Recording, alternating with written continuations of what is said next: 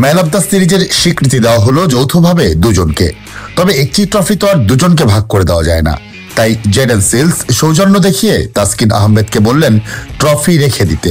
বাংলাদেশের অভিজ্ঞ পেসার তাতে বেজায় খুশি, মুখ থেকে হাসি সরছিলই না তার। ট্রফিকে নিজে বারবার দেখছিলেন, উঁচিয়ে ধরে দেখাচ্ছিলেন। তার চোখ মুখ শরীরী ভাষায় ছড়িয়ে পড়ছিল উচ্ছ্বাস। বাংলাদেশের হয়ে টি-20তে আগে 2 দফায় সিরিজ সেরা হয়েছেন তিনি। ওয়ানডেতেও হয়েছেন একবার, টেস্টেই কেবল শূন্যতা ছিল, এবার সেটিও হয়ে গেল। টেস্ট বলেই বাড়তি আবেগের ছোঁয়াও আছে এখানে, কারণ এই বছরের শুরুতে তিনি সাময়িক বিদায় নিয়েছিলেন টেস্ট ক্রিকেট থেকে। বিসিবির 3 সংস্করণের চুক্তিতে থাকলেও গত ফেব্রুয়ারির শুরুতে তাসকিন বোর্ডকে জানান আপাতত দীর্ঘ পরিসরে ক্রিকেট থেকে দূরে থাকতে চান তিনি। পরে সংবাদ মাধ্যমে তিনি বলেছিলেন কাঁধের চোট গুরুতর হয়ে যাতে অস্ত্রোপচারের দিকে ঠেলে না দেয়, এজন্যই এমন সিদ্ধান্ত। তবে তার সেই বিরতি স্থায়ী হয়নি 6 মাসও।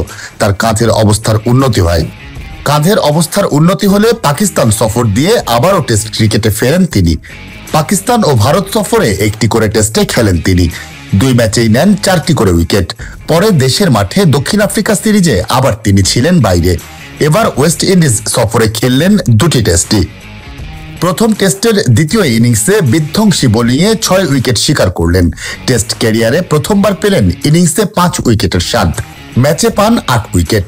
জ্যামাইকায় এত উইকেট পাননি, তবে 3টি উইকেট নিয়ে দলের দারুণ জয়ে ভূমিকা রাখেন ঠিকই।